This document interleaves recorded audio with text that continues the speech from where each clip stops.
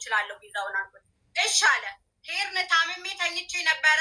እሺ አለ። ሄርን ሜዲካል ወሰደ። ሜዲካል የወሰደውም 500 ድርሃም ከኛ ወስዶ ነው። 500 ድርሃም ወሰደ። ጨምሩልኛል ነው። እኛ የቤት ኪራይ ያለብን በ31,000 ድርሃም እንጨምራለን ብለናል። ኦልሬዲ ቪዛውን ከያዘ በኋላ አልፈልግም ስራ እኔ እገባለሁ አለ። ሄደ። እሱ ደግሞ ይናገር የበደል ነው ካለ ተናገር። እንደተፈጠረ ልነግርሽ ነው። 500 ድርሃም እንዴት እንደከፈለች ደግሞ መጀመሪያ ማለት ነው ከአዲስ አበባ ተደዋውለን ስታመጣኝ እሷን እኔ አላውቃትም፣ የትም አላውቃትም፣ ባልየውንም አላውቀውም ሲጀመር ማለት ነው። ሌላ ሰው ነው ያገናኘን። ያገናኘችን ልጅ ራሱ ብሎክ አድርገኝ የጠፋች። ከዛ ስታመጣኝ ምን አለች መሰለሽ? በምግብ ቤትና በጽዳት በሞተር ነው ምናምን ቀለል ያለ ስራ ነው ብላን ያመጣች። ስታመጣኝ እሷ አላናገረች፣ ግን ባልየው ነው ተነጋግሮ ያመጣኝ። ለካ ባልየው ነው ደላላ ነኝ ያለኝ፣ እሷ ናት ደላላ። እዛ መጨረሻ ሰዓት ከዛ አዲስ አበባ እያለሁ ብሩን አስገባ እንደዚህ አይነት ስራ ግን በምግብ የስራ ገንዘብ ብሩን አስገባ ምናምን ስትለኝ እሺ አልኩና ብሩን አስገባው። ከዚሁም ካስገባሁት በኋላ ምን አደረገች መሰለሽ? መቼም ብሩን አስገብቶታል ምንም አያመጣም ብለው ያን ምን ያመጣችው ደላላ ሸሽታናለች። ደላላዋ ሸሽታናለች። አልሙኒየም የሚባል ስራ አለ በሱ ትገባለህ አለች። አዛ አማራጭ የለኝም 300 ሺህ ብር ከፍያለሁ።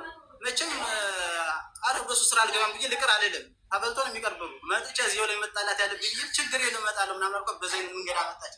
ካመጣች በኋላ ያው እቺን ልጅ ናት አብራ የምትሰራው ከእሷ ጋር ሄሩት ማለት ሰሚራ ትባላለች። ደላላዋ 200 ሺውን አብረው የበሉት ማለት ነው።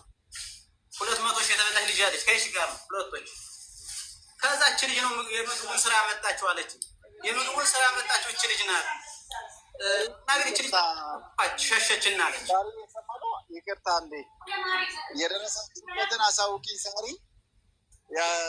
አንድ እናት ያቺ 3 ልጆቿ ጋር ተደፈርኩኝ ያለችው እናት ነብይነት እኔ ጋር መጥተዋል። እነሱ ላወራ ነው።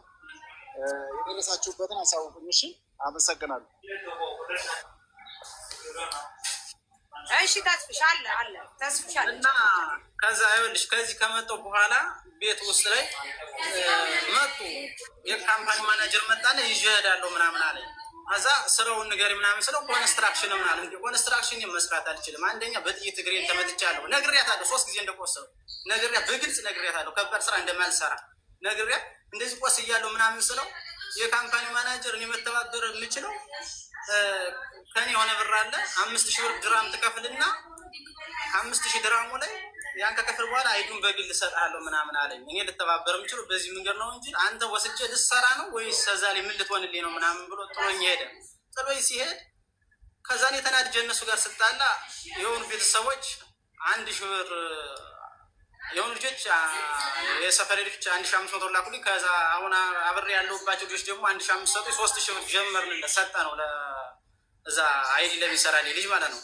ከዛ በባንክ ሰጥ 500 ብር ነው ያወጣች። 500 ብር እሷ 1,000 ብር ነው ከፍላለሁ ብላለች። 500 ብር ከፈልኩ ብላ ከቤት ውጣ ብላ ሻንጤን አወጣ ወርውራ ጣለችው። አዛ ወጣ ሜዳ ላይ ስትለኝ የሆነ ልጅ አወል የሚባል ደላላ መጥቶ አስጠግቶ ቆየ። ካስጠጋኝ በኋላ የሆኑ ልጆች አሉ አሁን ከነሱ ጋር መጠግቻለሁ። እና ከዚህ ለምታወራው ሁሉ አንድ እውነት የለም ውሸቷን ነው ማለት ተናግሬ መሰል አለብኝ ነው። ምክንያቱም ለምሳሌ አንድ ጥያቄ ልጠቅስ 300 ምናምን ሺህ ብር ያስገባህበት አካውንት የማን ነው? እሱን ነገር አለኝ የራሷ የወንድሟ ነው ወይ ያስቀው እሱንም ትልክልናለህ።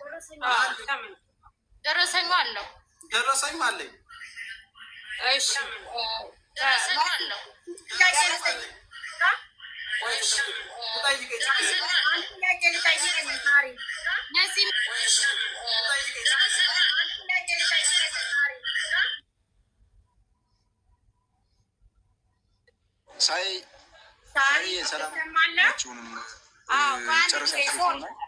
ቆይ ሰው ለአንድ ጊዜ ትጠይቅሽ። በነገራችን ላይ እኔ ይሄን ልጅ አላውቀውም። ስለ ፕሮሰሱም ስለምንም እኔ አላወራሁትም። እኔ በቻልኩት እረድቻለሁ። የረዳሁት ምንድነው ባለቤቴ ጋር ነው የሚያወሩት። ከበሽ አይደለ? እሱም ባለቤቴም ያች ልጅቷም የአንድ ሀገር ልጆች ናቸው።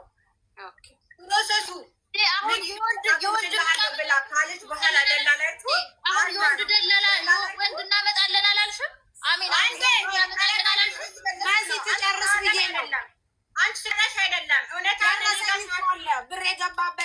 ትሰጠኛለህ? አሜን ብር እኮ አልገባም አላለም። ልጁን እኮ 2 ወር 1 ወር ነው እኛ ቤት እኮ ያዝነው እኮ ልጁን 1 ወር ነው። ሳሪ ስራ አልገባም ካለ ምንድን ነው ማድረግ ያለብኝ?